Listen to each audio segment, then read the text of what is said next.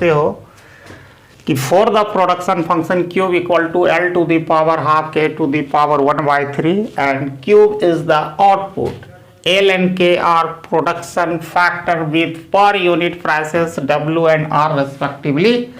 आपको डिटरमाइन करना है टोटल कॉस्ट फंक्शन, फिर homogeneity condition and Shepherd lemma. यानी इस क्वेश्चन में 3 पार्ट्स है। फर्स्ट में आपको टोटल कॉस्ट, जो मिनिमम कॉस्ट ऑफ प्रोड्यूस करे एक गिवन लेवल ऑफ आउटपुट जो प्रोड्यूस करे मिनिमम कॉस्ट में, उसके बाद चेक करना है condition of homogeneity and finally Shephard's lemma. तो यहाँ प्रैक्टिकली हम लोग देखेंगे।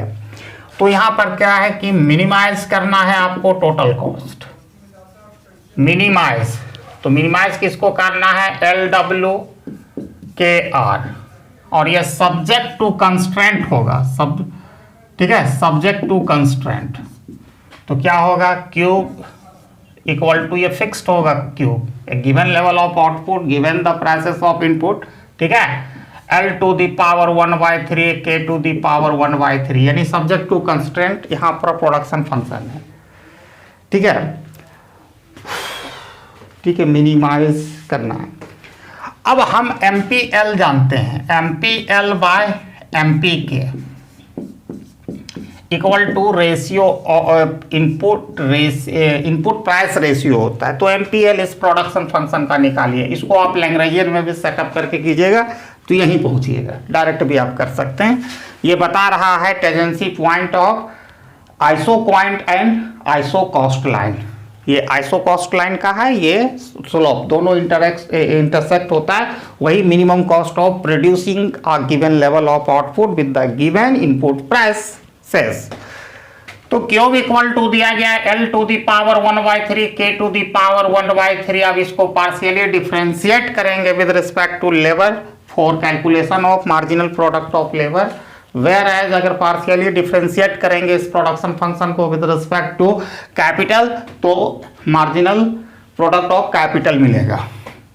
ठीक है, तो MPL के लिए क्या करना पड़ेगा, इसको पार्शियली डिफरेंशिएट करेंगे। तो 1/3 L का रिस्पेक्ट में ले रहे हैं, -1 कर देंगे, हाँ, तो -2/3, ठीक है, K to the power 1/3। Similarly MPK करेंगे तो 1/3 आएगा, इसका K का हम रिस्पेक्ट में पार्शियली डिफरेंशिएट कर रहे हैं, तो L to the power half, it since it is the multiplicative constant, K का पावर 1/3 में -1 कर देंगे, -2/3।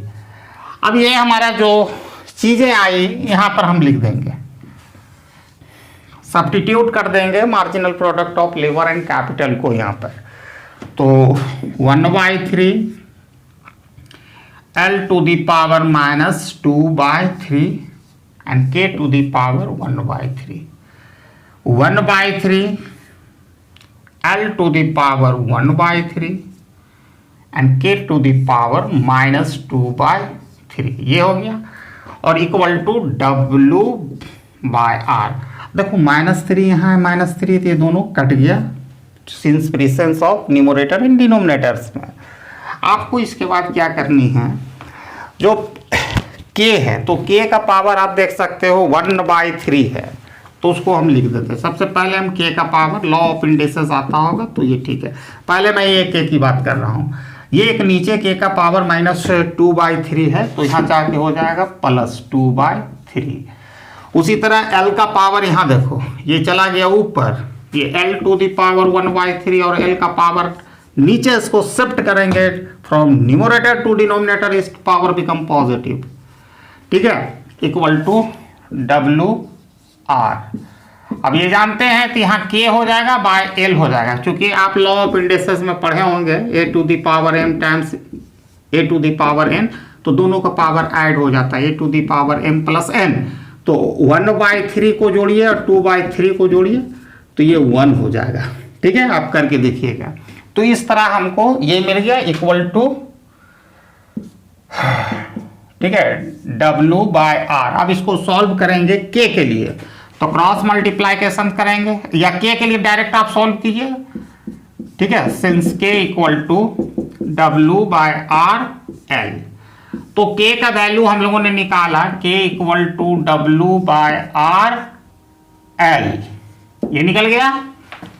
ये क्या है? इक्वेशन फॉर एक्सपेंशन पाथ, यानी it is the locus of various cost minimising, माने लेवल ऑफ आउटपुट बता रहा है कि उस पर प्रोड्यूस किया जाए।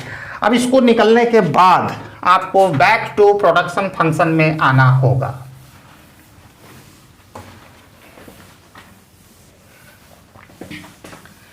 तो ये आपका प्रोडक्शन फंक्शन दिया गया है, cube equal to L to the power 1/3 K to the power 1/3। ठीक है, अब यहां पर इसी चीज को हम ऐसे भी तो लिख सकते हैं, L to the power 1/3 K to the power 1/3 equal to cube. अब आपको सब्स्टिट्यूट कर देना है वैल्यू K का, जो हम निकाल चुके हैं यहाँ पर, K equal to W/R times L। तो यहाँ पर L टू दी पावर 1/3 और K का पावर क्या निकल गया? W/R times K to the power 1/3 equal to cube. अब इसको सेपरेट कर दो तो L to the power 1/3, W/R रहने दो 1/3 हो गया, और इसका K हम बाहर निकाल देंगे तो उसका K नहीं L होगा, L होगा। ठीक है, बाय मिस्टेक लिखा गया। तो L to the power 1/3 equal to cube. अब यहां पर देखो L है, लॉ ऑफ इंडिसेस लगाओगे तो क्या होगा? L to the power 1/3 plus 1/3। ठीक है, और यहां पर हो गया W/R to the power 1/3 equal to cube. ठीक है, अब ये हो जाएगा सॉलिड, दोनों जोड़ेंगे तो L टू दी पावर 2/3 आप लीजिएगा, 3 होगा एलसीएम, 1 1 जुटेगा तो 2, और इधर ये चल जाएगा तो डिवाइड हो जाएगा, divided by W/R to the power 1/3। अब इसका पावर हम इधर शिफ्ट करेंगे तो उलट जाएगा, जैसे प्लस माइनस हो जाता है। ठीक है, मल्टी प्रोडक्ट होता है तो वो डिवीजन हो जाता है। तो यहाँ पर हम लिखेंगे ऑप्टिमल अमाउंट ऑफ लेबर जब निकालेंगे तो क्यूब टू दी पावर 3/2 हो जाएगा, और यहाँ हो जाएगा W/R टू दी पावर 1/3, और ये पावर क्या? होल पावर 1/2 3/2 हो जाएगा। अब इसको सॉल्व करेंगे थोड़ा सा, तुरंत हो जाएगा cube to the power 3/2 W/R to the power 1/3 equal to 3/2। ये कट गया तो आपको आ गया cube to the power 3/2 W to the power R का power 1/2। This is the optimal amount of labour implied. ठीक है, for cost minimising level of output के लिए with the given input price. तो आपने यहां निकाला, तो इसको हम एक लाइन और हम इसको बढ़ा सकते हैं, क्यूब टू दी पावर 3/2 और W/R अगर ऊपर शिफ्ट कर देंगे, या ठीक है ऊपर शिफ्ट कर देंगे तो -1/2 भी लिख सकते हैं, और एक तरीका और है, ठीक है, हम इसको R/W to the power half भी कर सकते हैं। ठीक है, चेंज कर देंगे ये न्यूमरेटर को डिनोमिनेटर में, तो इसका पावर यहाँ माइनस हो जाएगा, और ऊपर भेज देंगे तो होगा। ठीक है, या वो भी कर सकते हैं। इस चीज को एक चीज और यहाँ पर बढ़ा सकते हैं, हम यहाँ कर ही देते हैं। अगर आप ये कर सकते हैं, ठीक है, तो यहाँ पर जैसे हमारा आया क्यूब टू दी पावर 3/2, और यहाँ पर हम कर दें R/W। ठीक है, उलट दिए, चेंज कर दिए तो -1/2 होगा। तो final cube to the power 3/2 और R/W to the power 1/2 plus में हो जाएगा, अगर न्यूमरेटर से डिनोमिनेटर में शिफ्ट कर देंगे। तो उस लिहाजा से या आप कर भी सकते हैं, नहीं भी करिएगा कोई दिक्कत नहीं, हम लिख सकते हैं cube to the power 3/2 R/W to the power 1/2। ठीक है, अब यही चीज जब हम L का वैल्यू निकाल चुके हैं, optimal amount of labour employed in the production function for a given level of cost minimising level of output with the given input price, तो वो रिलेशंस है, हम K का भी निकाल लेंगे। और ये क्या है? कंडीशनल फैक्टर डिमांड फंक्शन, या कंडीशन है for the given level of the output cost minimising कर रहे हैं। ठीक है, तो K बराबर हम लोगों ने देखा K इक्वल टू क्या है? W/RL। तो यहां पर WR रहा, और ये ऑप्टिमल अमाउंट ऑफ हम जो लेबर का निकाले वो लिख देंगे cube to the power 3/2 r by w to the power 1/2। तो यहां देखो इसको, ठीक है, क्यूब टू दी पावर 3/2, यहां w बाय r लिखते हैं और ये सब का पावर को हम सेपरेट कर देते हैं, तो r to the power half और w to the power half.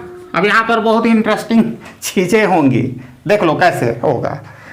अगर w को हम लिख दें w to the power half और फिर w to the power half, ठीक है, तो इसका मतलब w होगा, दोनों का बेस सेम है, तो ये होगा। तो यहां भी अगर हम एक लाइन और हम बढ़ा कर देते हैं ताकि सबको समझ में आ जाए, क्यूब टू दी पावर 3/2, यहां इस w को हम ये अपना लिख सकते हैं, w to the power half times w to the power half, और वही चीज है r का भी लिख सकते हैं, r to the power half, r to the power half, और इधर है r to the power half, w to the power half. अब देखो यहां पर ये w to the power half cancel, r to the power half है, माने r to the power half और r to the power half cancel.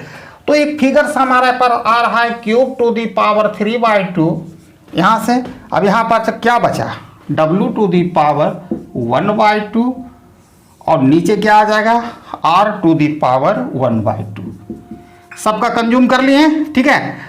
तो हम लोगों ने इसी चीज को हम ऐसे भी लिख सकते हैं, क्यूब टू दी पावर 3/2, ठीक है, w by r to the power 1/2, ऐसा हम लिख सकते हैं। तो लिख दिए। अब हमें क्या पहला क्वेश्चन है, डिटरमाइन करना है टोटल कॉस्ट फंक्शन। तो ये मिनिमाइज जिसको कर रहे हैं वहां ऑप्टिमल अमाउंट ऑफ लीवर एंड कैपिटल जो इंप्लाइड करेंगे उसका वैल्यू लिख देते हैं। मिटा तो नहीं ये, हाँ, तो यहां पर ऑप्टिमल अमाउंट ऑफ कैपिटल लिखना भूल गए, तो क्यूब टू दी पावर 3/2, ठीक है, w by r to the power 1/2। बाकी तो चीजों की जरूरत नहीं है।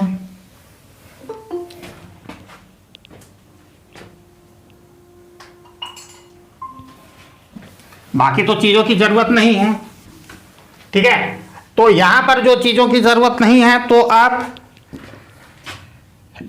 टोटल कॉस्ट फंक्शन निकालें, टोटल कॉस्ट फंक्शन, ठीक है, जिसको आप मिनिमाइज कर रहे थे, यही टोटल कॉस्ट फंक्शन। तो यहां पर एक optimal amount of labour times wage which is the given optimal amount of capital implied in the production function times r। अब ये दोनों का वैल्यू आपके सामने निकाले हैं, तो इससे हमारा टोटल कॉस्ट फंक्शन हो जाएगा, क्यूब टू दी पावर 3/2, ठीक है, r by w to the power 1/2, ठीक है, plus cube to the power 3/2 w by r to the power 1/2। एक चीज छूटते जा रहा है यहां पर, देखिए इसके यहां पर w होगा और यहां पर r होगा, ठीक है। तो इसमें आपको क्या दिख रहा है कॉमन, ये क्यूब जो fixed level of the output है, क्यूब टू दी पावर 3/2, तो उसको कॉमन निकाल लीजिए 3/2। तो अंदर आपका क्या बचा, ये w बचा, ये वाला लिख रहे हैं, और इसको सेपरेट कर दो, r to the power half, ठीक है, तो w to the power half, और यहां भी कुछ इस तरह होगा, यहां पर भी होगा w to the power half, r to the power half, और यहां फिर अगेन r होगा। तो जाहिर सा बात है, आपको इतना तो आ गया कि w बराबर हम जो लिखे थे, तो यहां पर दो हमारा w to the power half into w to the power half, तो एक कट जाएगा, तो यहां पर चल जाएगा w to the power half. उसी तरह यहां भी r को काट देंगे, तो r to the power half. ये समझ गया कैसे हुआ, अरे ये समझा, हाँ ठीक है, ठीक है। तो क्यूब टू दी पावर 3/2। अब यहां पर फिगर में क्या है वो देखो, तो फिगर में है क्या, देखो w to the power half, ठीक है, w to the power half, r to the power half plus w to the power half, r plus power r to the power half, ये दोनों जुड़ जाएगा तो क्या हो जाएगा, क्यूब टू दी पावर 3/2, ये दोनों जुड़ जाएगा तो 2 होगा, W to the power half R to the power half. तो ये टोटल कॉस्ट फंक्शन जो आया 2 cube the power 3/2 W to the power half R to the power half, which is the function of output and input price, that is the W और R। देखिए फिर हम करके दिखाते हैं। तो यहां पर जो टोटल कॉस्ट फंक्शन हो गया which is the function of output and input price, that is W and R। तो इसी चीज को हम इस तरह भी लिख सकते हैं under root cube to the power 3 WR। ठीक है, तो ये तरीका से भाई आप लिख सकते हैं। अब इसके बाद जो हमारा नेक्स्ट सेक्शन है, देखिए जो माने टेस्ट करना है कंडीशन ऑफ होमोजेनिटी। तो होमोजेनिटी कंडीशन टेस्ट करने के लिए आपको इस फॉर्मेट में ज़्यादा माने यूजफुल होगा, इस फिर उसी रूप में लाना पड़ेगा। तो इसी चीज़ को हम यहाँ लिख देते हैं 2 cube to the power 3/2 W to the power 1/2 R to the power 1/2। तो इसको हमको क्या करना है यहाँ पर कि चेक करना है होमोजेनिटी कंडीशन, जिसमें हम एक फिक्स प्रोपोर्शन से W और R को बढ़ाएंगे, से लैम्डा से बढ़ाते हैं। तो 2 क्यूब टू दी पावर 3/2, ठीक है, lambda W to the power 1/2 lambda R to the power 1/2। अब यहां पर क्या हो गया 2 cube to the power 3/2 lambda to the power 1/2 W to the power 1/2। ठीक है, यहां भी होगा lambda to the power 1/2 R to the power 1/2। तो देखो ये दोनों लैम्डा है, एक साथ हम लिख देंगे। तो lambda to the power half plus lambda to the power half as per law of indices 2 cube लिखते हैं। 2 cube to the power 3/2 W to the power 1/2 R to the power 1/2।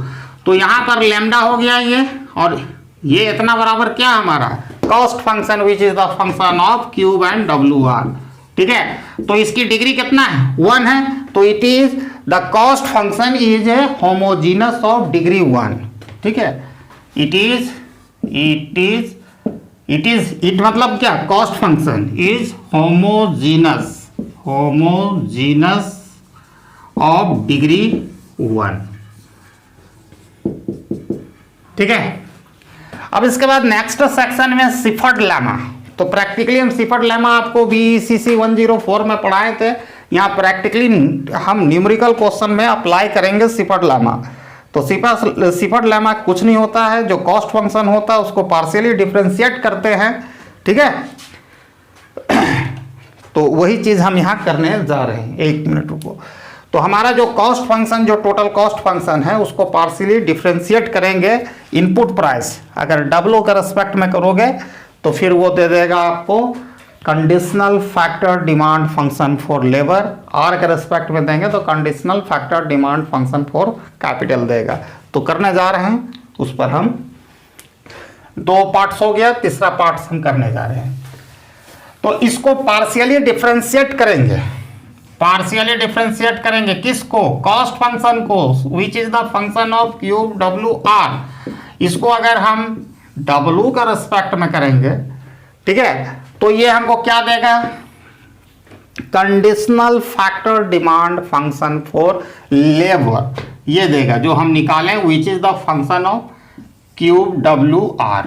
अब देखो, अब इसका पार्शियली डिफरेंशिएट करो तो क्या होगा, देखिए at the same time W के रेस्पेक्ट में ले रहे, at the same time cube and R are held constant. तो ये मल्टीप्लाइकेटिव कांस्टेंट है तो वो मल्टीप्लाई होगा 2 cube to the power 3/2 R to the power 1/2। ये मल्टीप्लाइकेटिव कांस्टेंट, ये W आएगा, क्या होगा 1/2 और W में 1/2 में -1 कर देंगे तो -1/2 होगा। तो ये 2 कैंसिल हो गया। ठीक है, तो यहां पर देखो cube to the power 3/2 R to the power 1/2 और W को नीचे ले जाएंगे W to the power half. तो देखो मिल रहा है कि नहीं। इसी चीज को हम इस तरह लिख सकते हैं, cube 3/2 R/W to the power 1/2। देखो यही आया conditional factor demand function for labour which is the function of cube W are. देखो पहला वाला से मिला,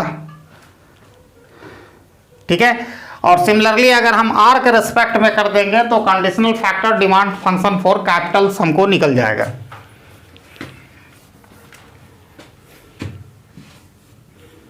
ठीक है, तो आर का रेस्पेक्ट में लेंगे तो क्या हमको मिलेगा, ये वाला मिलेगा। देख लेंगे करके, अभी तुरंत करते हैं तो ये पूरा सॉल्यूशन भी हो जाएगा हमारा। तो अब आर के रेस्पेक्ट में ले लेंगे तो यहां तक तो आपको कांस्टेंट क्यूब और डब्ल्यू को कांस्टेंट रहेगा, it is the since it is the multiplicative constant, तो ये एज इट इज रहेगा। Cube to the power 3/2, W to the power 1/2, R का ले रहे हैं पार्शियली डेरिवेटिव रिस्पेक्ट में, तो इसमें -1/2 हो जाएगा, तो ये 2 कैंसिल हो गया। तो cube to the power 3/2, W to the power 1/2, और इसको नीचे शिफ्ट कर देंगे तो इसका पावर पॉजिटिव हो जाएगा। तो cube to the power 3/2, W by R to the power 1/2 equal to optimal conditional factor demand function for capital which is the function of cube W R. तो मिला वो भी देख लो। तो ये इसका कंप्लीट सॉल्यूशन था।